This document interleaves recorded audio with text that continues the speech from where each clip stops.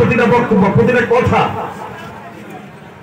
আপনারা সোশ্যাল মিডিয়াতে দেখছেন। এই যে আমার মিডিয়ার ভাইরা আছেন, আপনাদের মিডিয়াতে আমরা পাই যে লন্ডনে তারা কেবল কি বলছে, লন্ডনে বসে প্রতিদিন স্কাইপে কি বক্তব্য দিচ্ছেন, আপনারাই তো প্রচার করেন। নিউজ প্রিন্টে মিডিয়া, প্রিন্ট মিডিয়াতে চলে আসতেছে, সোশ্যাল মিডিয়াতে আসছে, ইলেকট্রনিক মিডিয়াতে আসতেছে। তার একেবারে কোথায় আমরা বিশেষ করে এই যে আন্দোলনের পরবর্তী 5 আগস্ট আমরা সাহস পাচ্ছি, মনোবল পাচ্ছি। দেশের মানুষ সেই সাহস এবং মনোবলের কারণে তার আস্থা এবং বিশ্বাস আরো বেশি বৃদ্ধি পেয়েছে। আমরা সবাই অপেক্ষা আছি কবে নাগাদ তারেক রহমান আসবেন, দেশের নেতৃত্ব দিবেন, দেশের প্রধানমন্ত্রী হবেন। এরপরও ষড়যন্ত্র থেমে নাই। RICL TMX, যুগের পর যুগ স্থাপনা থাকে মজবুত। হাসিনার অর্থ, হাসিনার দুর্নীতি, অর্থ পাচার, আর সবাই তো পালিয়ে যায়নি, দেশে তো এখন অনেকে আছে। এটা একটা ষড়যন্ত্র। আমরা এরশাদের বিরুদ্ধে আন্দোলন করেছিলাম 9 বছর। 86 সালে এরশাদের সঙ্গে হাসিনা যেভাবে ভোটে চলে গেছে, হাসিনা কি একা ভোটে গেছে? সে সময় তো আরো একটা রাজনৈতিক দল তাদের সঙ্গে ভোট করেছে।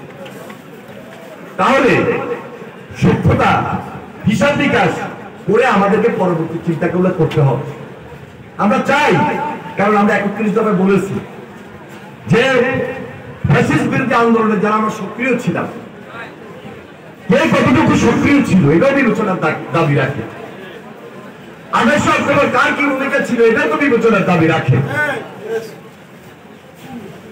বিএনপির ত্যাগ কতটুকু, বিএনপি 17 বছরের ত্যাগ কি, বিএনপির শ্রম কি, বিএনপির ধান কি, বিএনপির উপর অত্যাচার কি, নির্যাতন কি।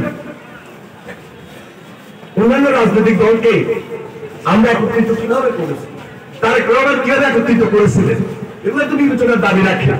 তাহলে আজকে যখন গ্রামে যাই, আজকে যখন থানায় যাই, ইউনিয়নে যাই, মানুষের স্বতঃস্ফূর্ত আগ্রহ আছে ভোট নির্বাচন নিয়ে, সে আগ্রহটাকে, সেই স্পিডটাকে নষ্ট করার মতো চিন্তা, কথাবার্তা একটা রাজনৈতিক দলকে চিন্তা করে কথা বলতে হবে।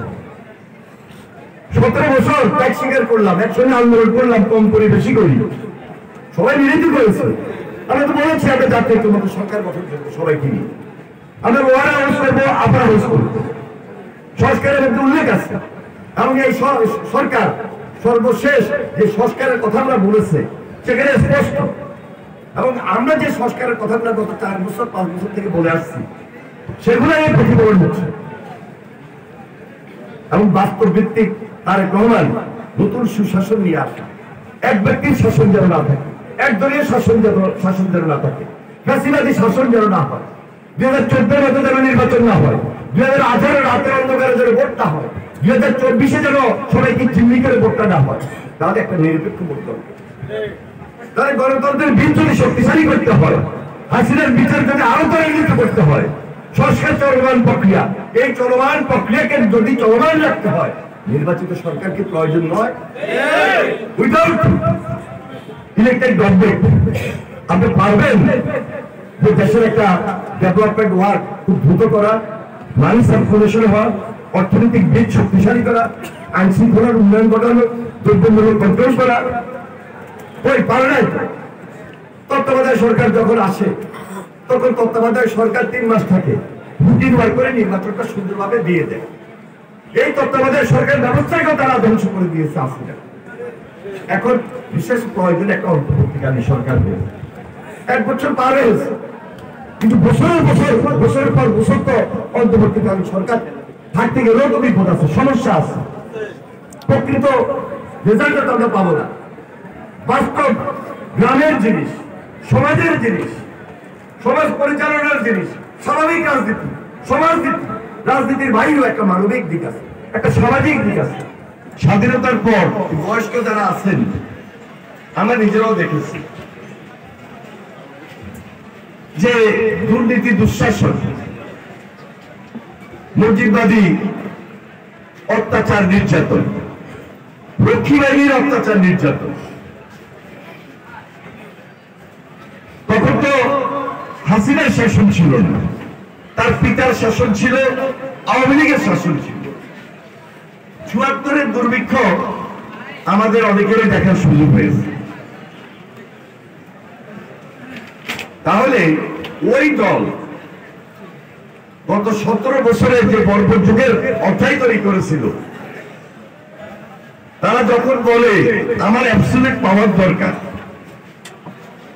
তারা যখন বলে আমার গণতন্ত্র প্রায়োরিটি, উন্নয়ন প্রায়োরিটি, কেন তাহলে দুর্নীতি করা যাবে। এই যে দুর্নীতি, দুঃশাসন, এই যে অত্যাচার, এই যে নির্যাতন, গুম খুন, সর্বশেষ হেলিকপ্টার থেকে শিশু বাচ্চাটাকে পর্যন্ত হত্যা করেছে, খুন করেছে। আমাদের দলীয় অজস্র নেতা কর্মীকে হত্যা করেছে। সাধারণ শিক্ষার্থীরা আন্দোলন করেছে, বৈষম্য বিরোধী আন্দোলন, ছাত্র আন্দোলন। সাধারণ মানুষ একত্রিত হয়েছে, রাজনৈতিক দল একত্রিত হয়েছে। ১৭ বছরের জার্নি, সর্বশেষ ৩৬ দিন, এই যে জুলাই আন্দোলন ৫ই আগস্টে গিয়ে শেষ হয়েছে, শেখ হাসিনা পালিয়ে যেতে বাধ্য হয়েছে। তাহলে শেখ হাসিনা জনগণের বন্ধু তো হতে পারেই নাই, গণশত্রু এবং জনশত্রুতে পরিণত হয়েছে। আওয়ামী লীগ তো রাজনৈতিক দল হতে পারে নাই স্বাধীনতার পর থেকে সর্বশেষ গত ১৭ বছর। তার একটা ফ্যাসিস্ট, একটা কর্তৃত্ববাদী শাসক, একটা স্বৈরাচারী মনোভাব নিয়ে একটা অরাজনৈতিক, একটা ফ্যাসিস্ট দলে পরিণত হয়েছে।